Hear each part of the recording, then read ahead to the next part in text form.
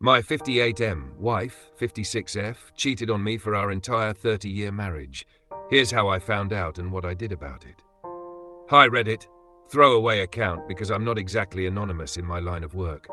I'm 58, a self-made billionaire. I built my company from the ground up, a tech firm that started in my garage back in the 90s. And after some serious work, it eventually exploded into a global powerhouse. My wife and I met when we were young. She was 26, I was 28. We married a couple of years later, just before my company took off. She was my rock, or so I thought. For 30 years, she was the woman by my side through all of life's ups and downs. I had no reason to ever suspect her loyalty, but as they say, you never truly know someone. The discovery. It started innocuously enough. A few months ago, I received an email that seemed like spam at first glance. It was a concerned friend email with no real details, just a vague warning to check your wife's phone and look at some hidden accounts. I laughed it off, but for some reason, I felt off. I couldn't shake it. One night, while my wife was asleep, I decided to check her phone. I never would have done this otherwise, but something just felt wrong. And there, hidden in a folder I'd never noticed, were multiple accounts linked to private messaging apps. I opened one and found chat logs, explicit conversations, and even references to meetups going back years. As I dug deeper, I discovered that she'd been seeing another man, her soulmate, as she put it. Not just recently, but for over 30 years. Since before we even got married. Apparently, this guy, Steve, was someone from her past. She'd met him before me, but they had a secret on-again, off-again affair that spanned our entire marriage. They'd even been sneaking around on family vacations, company events, and getaways I'd set up for us to reconnect.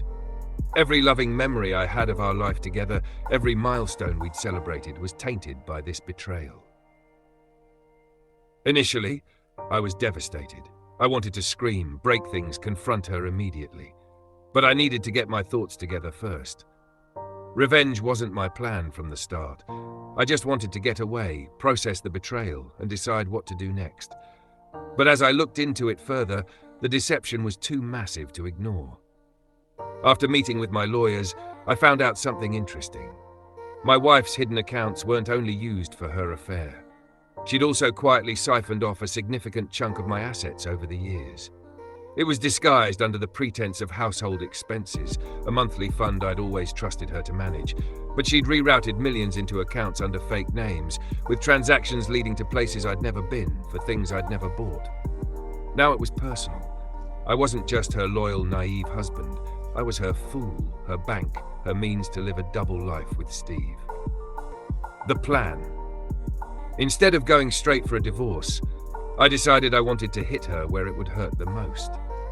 I contacted Steve. Turns out he wasn't exactly a model citizen either. He had a record, a string of financial failures, and he'd recently gotten into some questionable business deals. I did some digging and discovered he'd essentially been leeching off my wife's siphoned money for years. First, I anonymously reported Steve's financial activities to the IRS. He was audited, and they froze his accounts. My wife couldn't bail him out because her own funds were frozen, thanks to some strategic legal moves by my attorneys. The IRS swooped in, and Steve's assets, what little he had, were seized. Then I invited my wife to a romantic getaway, a place we'd always wanted to visit. But it wasn't a vacation. It was the final chapter. During a candlelit dinner, I laid it all out. Her affair, her secret accounts, her lies, and most of all, that I'd taken back every penny. I even told her about Steve's financial situation and watched the blood drain from her face. She begged for forgiveness, cried, and swore it was just a mistake. 30 years of lies, dismissed as a mistake. I walked away without another word. Aftermath.